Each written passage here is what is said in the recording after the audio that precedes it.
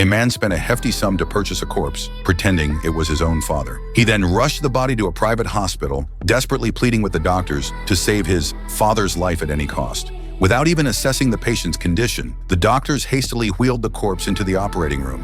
Upon touching the body, they discovered there was no heartbeat, yet they insisted on performing surgery on a dead man.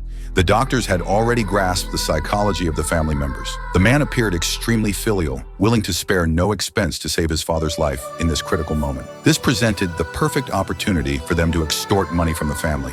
A group of doctors began to bustle about, putting on a show of urgency. The attending physician approached the man, handing him a list and stressing that his father's life hung in the balance. He urged the man to quickly purchase the medications from the hospital's adjacent pharmacy.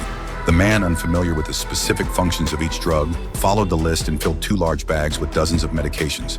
Spending half a year's salary, he handed the bags to the nurse, repeatedly inquiring about their purposes, only to be met with a cold response. The nurse claimed his father's condition was complex and not to waste precious time.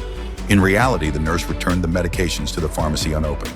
No sooner had the man spent a fortune on the drugs than the doctor emerged, demanding an additional 500,000 yuan for surgery. The man had already paid fees upon arrival, but the doctor insisted that due to his father's critical condition, a renowned medical expert was needed, requiring extra payment. Once the man handed over another substantial sum, a solemn-looking expert entered the operating room, while the family anxiously waited outside. Inside, however, an air of tranquility prevailed as the doctors and nurses gathered to chat.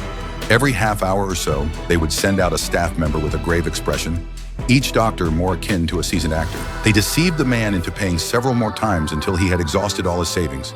Finally, the doctor emerged with a heavy countenance, apologizing and claiming they had done their best. But his father had succumbed. The man pleaded for them to try again, but the doctor retorted that they couldn't possibly revive a dead person. At this point, the man's demeanor shifted from anxious to composed. He produced a death certificate, revealing that the corpse was not his father, but one he had purchased from a crematorium. The body had been deceased for several days.